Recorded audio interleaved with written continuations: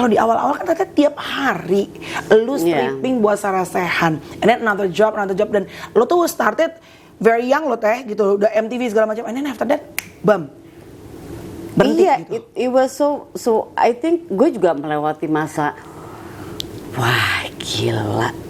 Gue dulu kan suka komplain, gue tuh capek banget, gue tuh oh my God, gue capek mendapat di Singapura gini, gue udah tini tolak kerjaan gue gini. Sekarang gue yang never, take it for granted. Berbahagialah ada kerjaan, ada orang yang memerlukan kita gitu, karena susah nggak sih untuk bisa sekarang mungkin udah lebih gampang di awal-awal untuk bisa masuk ayah sambung, sekarang sebetulnya ayah sambung nggak boleh tiri ayah sambung dengan anak yang udah teenager.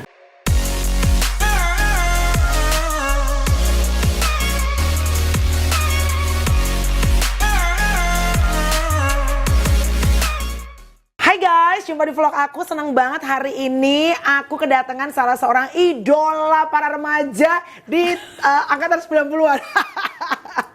Ya dong, zamannya Gadis Sampul, zaman-zamannya dulu adiknya si tamu aku ini tuh dulu inget banget model video klip Iwake, ya kan? Kalau beliau model video klip dari Tito Sumarsono. Mampus. Selalu denganmu sama Anjasmara ya. Terus welcome Sarasehan. Hello. Kamu kenapa masih remaja begini sih wujudnya kamu? Masa sih?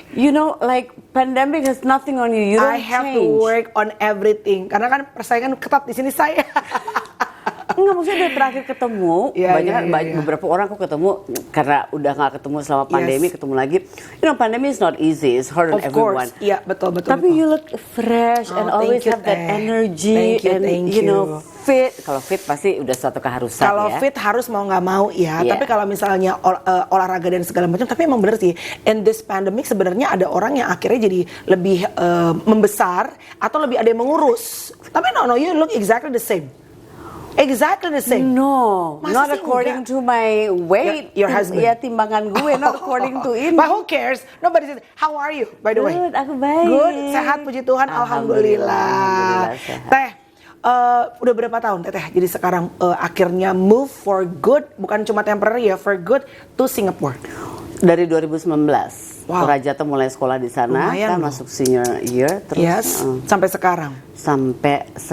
Oke, jadi ada beberapa artis public figure Indonesia yang nggak kaleng-kaleng ya, saya maksudnya bukan skuter ya, yang emang benar-benar on the top, on the top of their career, and they finally decided untuk move to another country. Sarasehan ke Singapura, Shanti ke Hong Kong, ya, dan juga beberapa nama deh gitu. Dan banyak juga kayak ngobrol sama Shanti juga, sekarang udah enak, but in the beginning they all struggling, ya dong, pasti dengan adjustment dan segala macam. Teteh sendiri, walaupun Singapura cuma selemparan kolor singlet, singlet deh, sama di kayak Indonesia, tapi still culture wise pastinya ada hal yang berbeda, dan lu itu bukan just another ordinary person, you are someone in this country, and then you move to Singapore. How you cope with all those things? Actually, it's not that much difference. Sekarang kan sebetulnya dulu kan 98 pernah tinggal di Singapura. Singapura itu nggak terlalu banyak berubah, walaupun sekarang ada mall baru ini segala macam. But basically the core orang-orangnya, the culture, the way they live, semuanya itu masih kurang lebih sama. Almost the same. Almost the same. Terus sebetulnya kan pindah 2019 itu kan sebelumnya aku udah mundar-mandir karena kan suamiku sudah dari 2016. So long distance sempat. Long distance, jadi this weekend aku ke Singapura, next weekend dia, so every other weekend. Kalau abis live Sarasehan, Teteh berangkat weekend, I remember. Jadi Jumat, karena waktu itu kan Rajata kalau weekend pasti sama ayahnya, kita kan share custody. Jadi dia sama ayahnya, jadi aku ke Singapura sama Neil, terus the week after that, the weekend he would come. Jadi bolak-balik, terus akhirnya kami memutuskan untuk Rajata pengen sekolah di luar karena dia selama ini kan selalu di Indonesia. Jadi bicara sama ayahnya bilang ya udah mungkin nanti dia pengen universitas atau college di luar, so he should learn now. Kamu kalau pindah ke Singapura kamu bawa dia aja gitu, dan kita pikir ya udah di last 3 years aja ya kalau dari SMP. Malah artis loh nih, yang satu laginya profesional chiropractic loh, wah Iya, luar tapi biasa. kan ya, you know, But still I mean, iya, karena kan kita sebagai non PR atau non citizen Iya, kan iya. Pilihannya kita harus masuk ke international school. Right. It's not easy untuk kita masuk ke public atau national school. Okay. So anyway, long story short, ya udah 2019 pindah ke sana. Sempat masih bolak-balik karena masih ada beberapa kerjaan juga di sini dan memang pengennya begitu. That's what I wanted. Ini planning awal nih. Iya, karena kan I had a restaurant di sini, masih ada program juga waktu itu di digital platform, terus masih ada MC. So I didn't want anything to Lompat-lompat change. lah ya, oke. Terus kan pandemi itu yang beratnya karena kan rencana kita bahwa oke, ibu bolak-balik gini-gini, still working, nothing change, you know, the house still exists, masih ada si Mbak, si Bibi, si Pak Supir, masih ada gini-gini semuanya. Tapi karena pandemi, bye-bye. Kelar. Yes. Karena kan non PR, non citizen, ya sama kayak di sini. Kalau keluar nggak bisa masuk lagi kan selama pandemi kan. So you basically stuck there.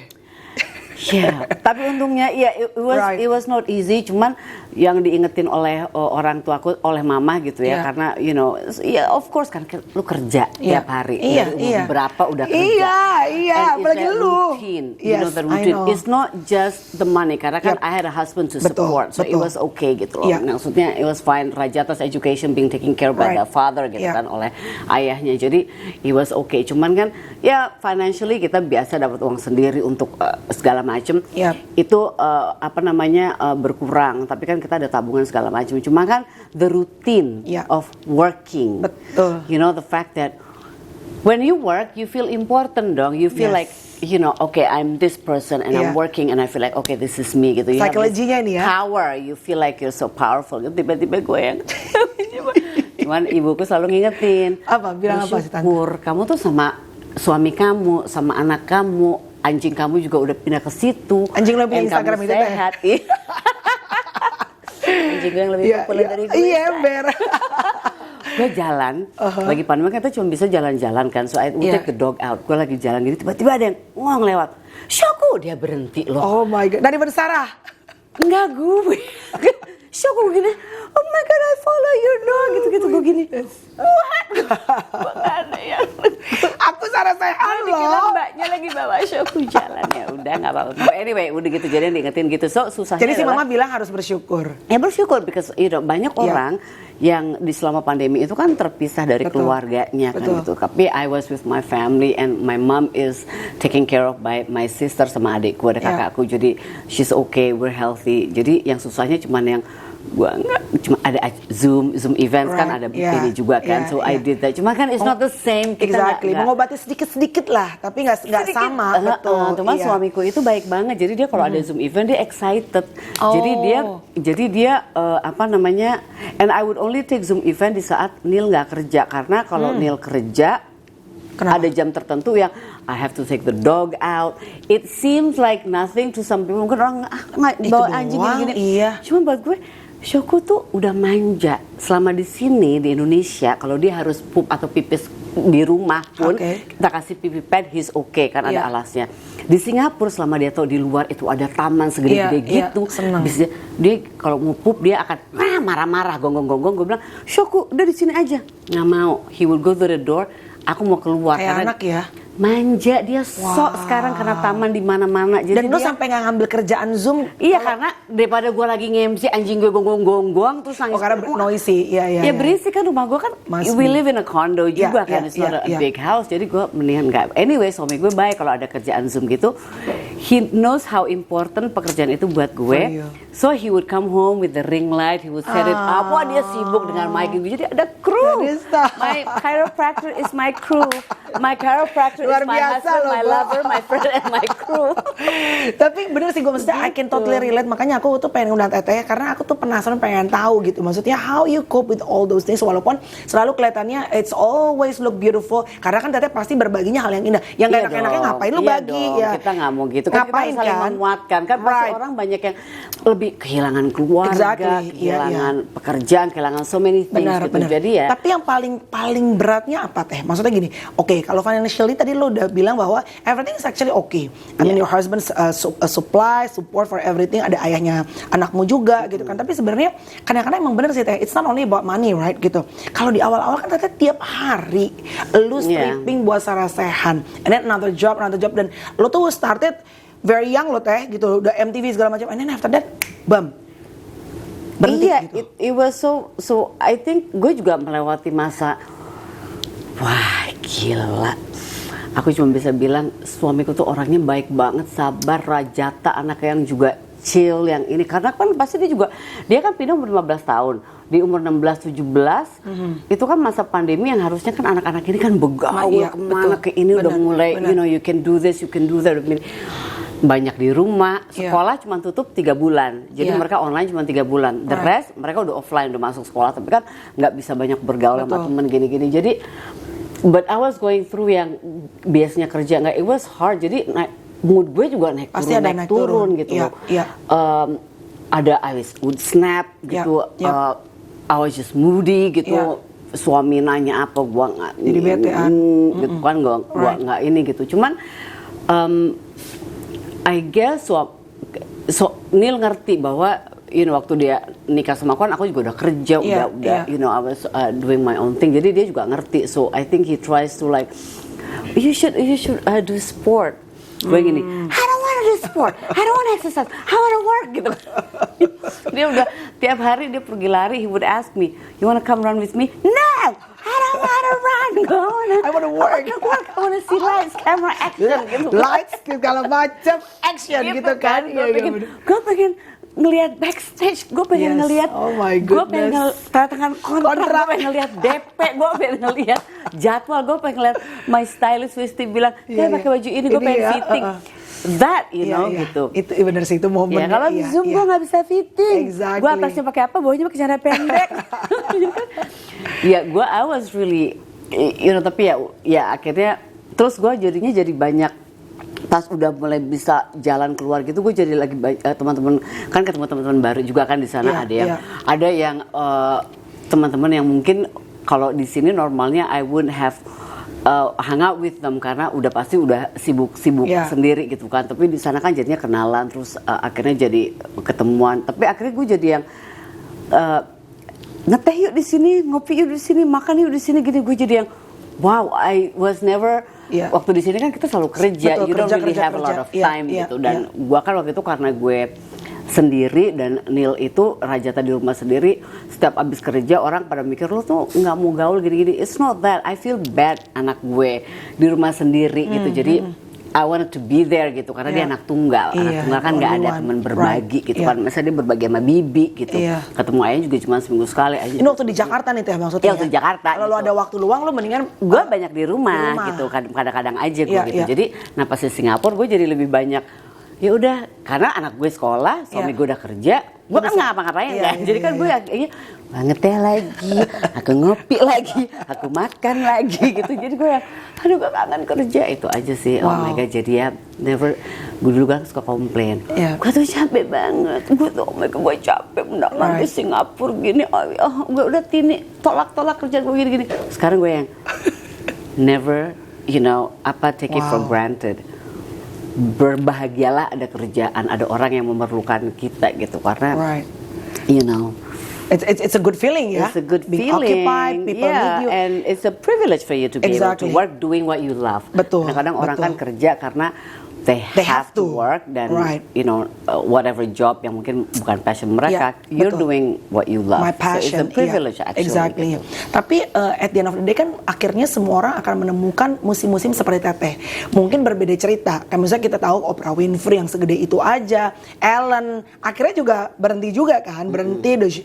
Tidak ada, kalau aku selalu percaya tidak ada pesta yang tidak usai, ya kan? Artinya semua mau acara stripping kayak apa bagede pasti ada ujungnya gitu. Dan kemarin aku juga bisa nonton si Ellen DeGeneres sama si istrinya Dia bilang mau ngapain nih setelah, karena kita kadang-kadang nggak pernah mikir kan Teh, setelah gue udah nggak sibuk nih gue mau ngapain lagi gitu. Banyak orang udah mulai bikin planning apa dan segala macam gitu. Dan ada beberapa orang yang bisa handle it nice, ada beberapa orang yang jadi justru stress dan it actually influence their mental health dan juga their physical health gitu. Karena tidak banyak orang yang bisa cope dengan, ada yang sebutan mungkin post power syndrome ya Teh. Kan itu nggak enak banget ya. Iya, pokoknya dari lo berasa penting karena orang memerlukan dirimu untuk di event mereka atau apa, tiba-tiba nggak ada gitu kan. Iya, jadi balik lagi back to normal aja semuanya. Cuman gini, yang selalu ibuku ingetin, untungnya ibuku selalu, karena ibuku tuh seorang ibu rumah tangga yang bapakku kan pindah-pindah dan dia selalu ikut ngurusin 3 anak, nggak ada di luar negeri kan, nggak ada helper, nggak ada ini, so you know, kita punya kehidupan seperti itu. Jadi waktu di pandemi itu terus gua nggak kerja dan gua ngeluh apa nggak ada kerja gini-gini, mama selalu ingetin bahwa ya udah kamu mau anak sama suami, dan yang paling penting adalah nggak apa-apa Teh, kamu kan udah dari muda kerja, sekarang ini selama pandemi kamu tuh ambil waktu, emang anggap aja lagi liburan, lagi fokus di keluarga, fokus di Rajata, fokus di ini. Oh iya benar juga, so I learn baking, walaupun pada akhirnya gue cuma bisa 1 atau 2 resep ya sampai sekarang, cuma suamiku tuh baik, aku mau learn baking, wah dibeliin semua alat-alatnya supaya lu ada kesibukan yang lu senang gitu ya. Dan dia selalu yang cobain, it's very good, semuanya very good, padahal udah pletot bentuknya ya kan, ya udah deh, dia manis banget because he knows that gue perlu suatu kesibukan itu gitu. Terus Rajata juga bilang, wah ibu nih selama pandemi ibu jadi ibu-ibu beneran, katanya gitu. Ibu-ibu beneran. Dan karena kan gue masak, biasanya kan dulu kan cuma nyiapin dia sarapan, kalau malam kita karena siang kan pasti gua kerja, dia sekolah. Jadi kalau malam I would do something yang easy. Ini kan bener-bener yang wah, tiba gue bikin nasi goreng, ada pecelnya, ada ininya, besoknya soto, kayaknya wah, walaupun pakai bumbu instan tapi kan still for us it's a big bikin thing, soto kan ada sotonya, ada telurnya, ada ininya, you know, you prepare, and I'm wah ribet gini, you know, like, and they're always like enak ibu gitu kan, and my husband also like, why so good, thank you, and I feel like akhirnya gue jadi wow, gue penting. Oke, gue gak ada jadwal kerja, gue bikin jadwal sendiri. Jam segini bangun, jam 9 bawa Syuku keluar, jam 10 udah harus ini. Oh, lo bikin jadwal sendiri. Jadi gue berasa gue penting. Jadi gue jam 9 gue ini, oke, sekarang jam 11 udah harus laundry, udah. Jadi gue langsung yang, oh my goodness. Sekarang jadwal apa ya gue? Jadwal ngeteh sama temen. Supaya ada occupation-nya supaya gue berasa penting. Bener-bener. Actually, kerja itu kan lo di mana aja, dan pada akhirnya gue mikir orang tuh nggak memerlukan lo di event aja, your family needs you gitu. Suami gue perlu gue, anak gue perlu itu. Jadi akhirnya sekarang ya selama pandemi anak gue jadi, karena kita jadi dekat atau gimana ya, dia curhat apa, cerita apa. Jadi lebih dekat. Cause you got more time now. Iya, I got more time gitu. Iya. Racun Instagram kena juga nggak Teteh? Walaupun lo nggak punya akun ya, lo kan sekarang gue udah balik lagi. Jadi gini, tadinya kan enggak. Only your dog. Pas gue pindah ke Singapura, manajer gue bilang kayaknya aktifin lagi aja so people know that you actually still. Kalau dulu kan gue berhentiin karena Sarah Sehan the show ada Instagramnya, so I'm thinking, you know what, itu aja deh yang update kerjaan, I don't need to. Karena anak gue bilang gini, ibu, emang ibu tuh 5 kali update Instagram dalam sehari, menurut ibu itu keren ya? Ibu cuman update cangkir teh, cuman update gue makan pastel gitu kan. Gini, emang gak keren ya? Kalau gue bilang, udah ibu berhenti aja. Wow, oke, ibu keren kalau ibu stop Instagram. Seorang ibu kalau dianggap keren sama anaknya itu kayak sesuatu yang luar biasa. Benar. Dianggap keren sama semua orang, oke deh, alhamdulillah. Tapi kalau anak laki bilang, ibu itu keren kalau ibu, oh gitu ya. Ibu keren kalau ibu bisa stop Instagram. Akhirnya gue, oke gitu. Lo off Instagram. Instagramnya Syuku aja, Syuku lebih lucu dari ibu. Oke. Tapi Teteh waktu pada saat kan Pak Syuku juga bisa 3 years gue stop Instagram. Syuku bisa lihat-lihat juga kan, maksudnya punya Syuku tapi Teteh kan bisa lihat iya, gue tikungin, juga kan kita follow kan. Nah, that's what I mean, that's a poison juga kan. Even saat kita sibuk, ngelihat orang lain lebih sibuk, kadang-kadang bisa ngerogot pelan-pelan tuh. Iya. Apalagi kitanya juga lagi nggak sibuk, yang tadinya biasa sibuk. Maksudnya Teteh you have your battle at that time. Dan Teteh melihat orang-orang mungkin di tengah pandemi ada juga masih kerja dan segala macam gitu. How you handle those poison supaya nggak enggak, kalau itu nggak pernah ngaruh ke gue, karena maksudnya gue dari dulu juga ngelihat orang misalnya si A kerja ada beda dari gue atau rezekinya lebih gimana. For me, gue nggak pernah yang kok dia lebih dari gue, nggak pernah gitu.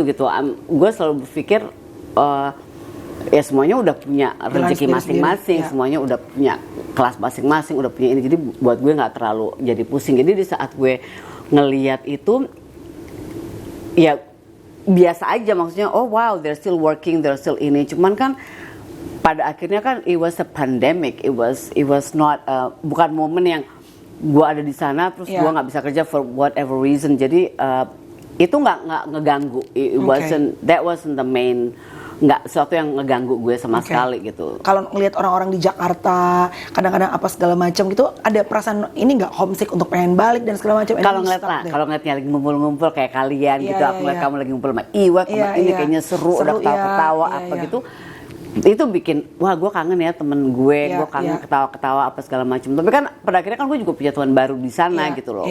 Tapi ya tetap aja kalau karena kangen sama mereka ada. Cuman kan gue ya itu benar, gue hanya bersyukur gue itu pas kesana pas mulai pandemi, pas gue terakhir kesini itu gue bawa Shoku balik. There is always the thing that I tell people, gue bersyukur anjing gue udah ini. Kalau temen insya Allah kita pasti akan ketemu lagi, semoga semuanya sehat, kita selalu doain gitu kan. Somehow kita percaya bahwa ini pandemi nggak akan lama ya, semoga it will end gitu kan. Jadi cuman gue nggak kebayangin kalau gue nggak ketemu anjing gue 2 tahun. Jadi si Shoku tuh benar-benar it's like the lifesaver for you ya?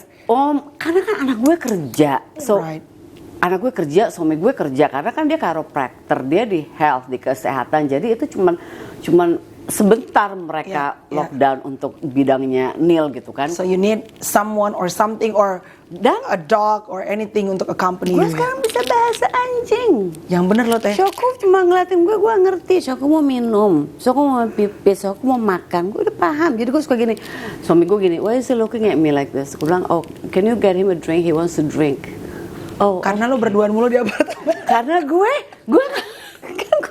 kagak nyalain TV beritanya pandemi. Gue sampai bisa kalau nih lagi nonton, I'm like turn that off. I don't want to know. You know, I just want to be healthy. I just do not want to know that. Maksudnya, kita tahu ada yang meninggal gini. It's sad, but oh my god, itu kan nambah beban juga ya gitu. Gue cuma mau ini. Jadi gue nggak jarang nyalain TV. Gue udah beres kerja ini, gue duduk sama Shoku, gue either nonton pay TV atau apa, jadi film atau apa, atau gue cari resep, atau gue yang ini Shoku sayang ibu. Oh my god, no wonder lo jadi ngerti bahasa anjing. Ngerti bahasa anjing, gue udah bukan dog whisperer, dog bestie. Wow, luar biasa, BFF forever sama Shoku lo. Remember the last time we talk in Met, gue tuh justru tahu, gue tuh orang yang nggak pernah tahu jadwal menstruasi gue. You're the person who told me aplikasi dan segala macam. Right? Karena at that time it was like 3 years ago. Teteh tuh lagi masih bilang gue masih pengen we were trying pengen punya another baby gitu kan. So how is it if I may know? Jadi update-nya seperti apa teh? Jadi sebelum pandemi kan nikah sempat hamil, terus keguguran, sempet. Jadi naturally sempet ini, terus nggak berkembang lah basically. Akhirnya Neil orangnya nggak ngotot, so he was always like, oh yeah, we just try naturally gitu. Cuman kan gue, you know, my age gitu kan nikahnya di umur 40. Akhirnya kita coba programnya masih natural, nggak coba inseminasi, nggak apa, maksudnya program dengan jadwal apa segala macam. Terus ini work, mungkin karena gue pikir kayaknya karena gue bolak-balik deh, jadi capek. Terus kan maksudnya kan, Neil, can you come to Jakarta? Gue lagi ovulasi. Jadi jatuhnya kewajiban ya, Bo, obligation. Tapi nyampainya harus jam segini, kata Neil. Ya udah, berarti kita di bandara aja. Jadi we make it into a joke, you know. So we should just go to the toilet. Gue bilang, okay. It's a chore. Iya kan, nggak asik. Tapi akhirnya kan, I wanted to pengennya kalau bisa pada saat punya anak sebelum gue 45, karena kan gue nggak mau gue nyeri cangkeng, mesti ngejar anak gue going through puberty, gue antar menopause, bisa perang kalau dapat anak cewek, ya kan? Gue udah bisa imagine ya, Bo. Gitu kan, akhirnya udah inseminasi, kita coba inseminasi, terus nggak berhasil juga, akhirnya udah IVF kita coba. So we tried, udah gue, itu ini gue 2 tahun gak kerja IVF, gue 2 minggu gak kerja, itu kan, sampai manajer gue sampai yang nggak tahan. Harus di tempat tidur terus kan lo? Iya kan, akhirnya gue diem kan kamar gue di atas loh, gue diem ngesot di tangga, gue turunnya duduk gini ngesot gitu. Yang penting gerak dari tempat tidur ya. Yang penting gue turun gitu kan ya, pokoknya udahlah. Terus nggak berhasil juga, akhirnya kata Neil, udah nanti once you move to Singapore udah santai, udah nggak terlalu gini, we try. Ternyata pas gue pindah ke Singapura yang tadinya gue bolak-balik cuma seminggu sekali 2 minggu, tiap 2 minggu sekali. Setelah gue pindah ke Singapura, gue jadi bolak-balik tiap minggu karena kan kerjaan gue di sini. Betul. Jadi gue bisa pulang ke Jakarta itu Jumat, Raja tuh udah pulang sekolah karena somebody has to take care of Shoku. Nil kan kerja Jumat, terus gue balik lagi ke Singapura itu Selasa. Jadi selalu gitu, gitu. Yeah. Akhirnya kok capek, it's okay katanya, kita nggak usah ngotot, ya udah gini. Akhirnya ya udah. Terus pandemi, akhirnya kita kita berdua yang terus kan beritanya kan, akhirnya pandemi kita yang takut ya. No katanya, I don't wanna go to the hospital doing this. Betul. Let's just kalau hamil, kalau enggak, but udah. Tapi akhirnya udah sekarang, akhirnya diomongin lagi, Nil udah gini, Raja, I have Rajata, I have Shoku, I'm already happy kata Nil. Jadi dia bilang dia bilang gue percaya kalau Tuhan kasih sesuatu itu karena it's meant to be for us. Kalau Tuhan nggak kasih, kita nggak punya, emang itu bukan harusnya punya kita gitu. Jadi dia bilang gue nggak ngotot loh. Kalau gue kan lebih ke yang, oh my god dia anak pertama, Nil anak satu-satunya laki. Nil, jadi yang nerusin Furuno dari keluarganya kan. Siapa nih? Gue lebih ke yang, oh my god I feel so bad gitu kan. As a woman I should ini. Cuman kan Nil juga yang, ya udahlah, and kita nggak bisa blame is my fault, your fault, kenapa kita nggak punya anak, ya udah emang kita nggak dikasih aja gitu. I wanna keep it nice between us, nggak mau saling nyalahin atau ngotot. Jadi dia bilang, ya udah Rajata is here, Shoku is here, and Singapore is expensive kan. Gitu. Jadi sekarang udah so we're naturally being lovers. We're not naturally, we're not forced being lovers, because of the jadwal gitu. Jadi kalau emang Tuhan kasih ya oke. Kalaupun memang enggak ya udah. Dalam hati gue yang paling dalam gue masih pengen kayak I really want to make him happy because he's been so good. I think that would be the best gift I can give him gitu. Mau anaknya laki atau perempuan atau apa gitu. But he, we celebrate Father's Day with him karena kan dia juga he's a father ke Rajata and kan he's ayah nggak cuma yang biology. Bener, and he is the best. They're so close gitu. Jadi ya udah gitu. So that's interesting nih Teh. I know that you very seldom, hampir nggak pernah open up about your private life, right? Kalau kan orangnya sangat tertutup gitu. Tapi can you please spill just tiny little bit of recipe di tengah banyak banget sekarang, not only di Indonesia ya, tapi di luar negeri juga banyak gitu. Maksudnya Teteh kan this is your second marriage. Tapi pasti adalah namanya up and down rumah tangga pasti ada. Tapi you came with your son and then it looks like everything get along nicely with your husband gitu. Sedangkan in the same time banyak orang kadang-kadang punya kesulitan, apalagi Rajata udah bukan anak kecil lagi kan, udah besar, punya kemauan dan segala macam. Susah nggak sih untuk bisa sekarang mungkin udah lebih gampang di awal-awal untuk bisa masuk ayah sambung, sekarang sebutnya ayah sambung, nggak boleh tiri, ayah sambung dengan anak yang udah teenager. Alasan gue terima Nil dia ngelamar terus gue iyain karena gue ngeliat mereka klop. Oh, awalnya pas kalian pacaran? So the reason I said yes is because I see the chemistry sama mereka berdua. Bukan karena gue kan di saat gue pisah sama Emir gitu kan, Rajata mungkin 7 tahun ya. Gue udah kerja and I was doing my own thing. Jadi di saat itu gue juga nggak terlalu fokus cari pengganti. Maksudnya I was happy already, I was okay gitu. Terus dan pisahnya juga kan nggak ribut sama Emir, jadi Rajata bisa ketemu kapan aja, relationship kita oke dan it was all nice gitu. Nah terus ketemu Nil, terus deket terus ini, tapi gue nggak pernah kenalin Nil ke Rajata sebagai pacar ibu. Oh nggak pernah, pacar ibu nih nggak pernah. My friend. Sampai akhirnya Rajata di usia 7 tahun itu dia berpikirnya Om Nil is my best friend. Jadi di saat baru ketemu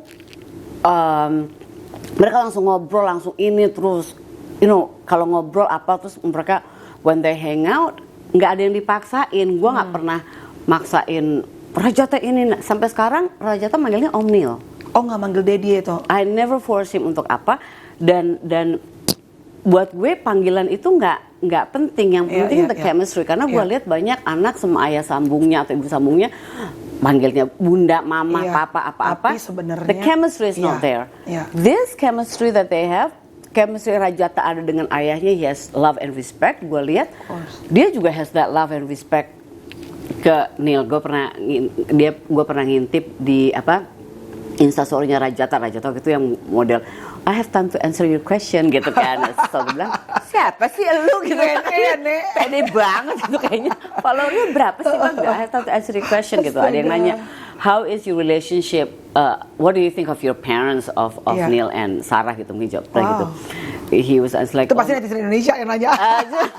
Terus Rajata jawabnya adalah Neil is the best father and my mom is the best. I couldn't ask for anything more atau apa, things like. Tapi gue emang lihat gitu dia kalau now they go on days together, movies atau apa. Jadi nothing is forced. Jadi di saat mereka baru ketemu ngeliat, terus kita kan 5 tahun sampai akhirnya kita menikah atau 4 tahun gitu ya, gue sama Neil gitu. Gue selalu ngeliat itu aja sampai akhirnya makanya gue terima. The reason is of course I love him and dia orang yang baik segala macam, tapi yang paling penting adalah gue ngelihat ini anak gue cocok bisa sama dia juga bisa sama anak gue. Adik gue bilang gini, gila ya waktu gue cerai gue ngedate sini, lu cerai lu ngedate satu orang akhirnya jadi sama ini. You don't even try, kata adik gue gitu. Lo tuh saking gak sosialnya gitu, kata adik gue, you don't even try gitu. Gue bilang untuk apa gue coba, gue lihat dia baik dia ini, terus gue cuma ngelihat dia. Kan yang paling penting buat gue in my life, my son is he is just my everything gitu. He is just so when I choose, you design your life, right? You want to have the best gitu. Maybe untuk some people my life is not the best, but for me I'm so grateful I have the best. I don't have that much money, I don't have it, but my relationship with my ex is perfect. With Rajata is so lucky, dia punya 2 ayah yang sayang banget sama dia gitu. Dua-duanya sayang banget, peduli, and they would be there for his basketball game, for his graduation, for his this gitu. Neil would cancel his plan to see Rajata's game gitu, dan things like. Jadi buat gue yang anak gue is my everything. So whatever, semua keputusan gue yang gue ambil harus bagus untuk Rajata. Gue sempat mikir keputusan cerai ini untuk Rajata gimana ya gitu. Waktu kejadian waktu gue cerai gitu. Cuman gue ada feeling guilty dong Pak? Ada, wah, oh my god, gue cerai anak gue gimana gitu. Gue bilang Rajata ibu sama ayah pisah, dia nangis, aku gini-gini gitu. Cuma gue berpikir kalau gue nggak pisah, mungkin gue nggak akan jadi orang yang bahagia. Alright. I'm not saying this person did not make me happy, but I'm saying maybe I won't be a happy person gitu. Kalau gue nggak happy, anak gue gimana? Gue gimana mau ngurus anak gue nggak happy gitu. Jadi akhirnya semuanya emang as it should be gitu. So But what do you learn like for this second marriage? Apa yang Teteh kan pasti dari the first marriage belajar dong kitanya. The second marriage apa yang Teteh bawa untuk bisa, kalau bisa jangan sampai gagal lagi dong. Gue itu ego gue lebih gede dari badan gue. Badan boleh kecil ya San. Gue pikir sekarang kalau gue ngelihat bujur gue gitu ya, ternyata bujur gue sekarang ego gue. Jadi gue itu udah lama mandiri, dan gue dari kecil itu orang yang mungkin dibilang paling mandiri di keluarga gue. Di saat gue udah kerja dari umur 15 karena orang tua gue kasih gue uang jajan, tapi gue yang you know what, I don't like waiting for money from my parents. I like nice things. Gue udah cari kerja, gue dari 15 jadi pelayan restoran gitu. I don't know, lo mungkin udah sering lihat apa cerita tentang itu. Jadi gue udah mandiri, gue udah selalu bilang gue masih mandi. Jadi gue udah dan gue tuh nggak bisa diatur. No, I want to do this. Jadi gue terus udah pas ke MTV gue tinggal sendiri. Pas balik ke Indonesia gue nggak mau tinggal sama keluarga gue karena gue bilang no, gue pengen ngatur rumah gue pengen ngatur ini gue sendiri. Jadi gue udah seperti itu di saat gue menikah umur 30, 29, 30 gitu. Itu gue udah terbentuk kan. Jadi di saat gue menikah saya gitu sama pasangan yang lama, dia juga anak laki-laki pertama gitu yang mungkin egonya juga, gue juga yang emang gue pasti minta kayak gitu. Terus pisah, gue pisah aja, gue nggak ngasih gue mau cerai sampai mau ketok palu. Tapi nggak, jadi maksudnya I wanna take care myself. Gue nggak curhat, gue nggak mata tuh gini, gue nggak gini. I just gue pisah, ntar aja udah beres, udah besok keputusan. Mah tata ini, juga gue kaget gitu kan. Terus aja tuh gimana, tenang, everything is taken care of, nothing is ini, pokoknya everything is fine, gini-gini segala macam gitu. Ya udah gitu. Terus jadi pas gue nikah kedua udah umur 40, lebih lagi kan, lebih terbentuk lagi dong. Dari umur, you think you know everything, you're 30, forget it. You're 40, right? Berasa full of wisdom. Iya, nanti gue 50 lagi pasti gue yang what the hell 40 years old kan. Cuma kan berasa udah paling gimana. Jadi gue 40, tapi ya itu Neil is just so he adapt to my ego.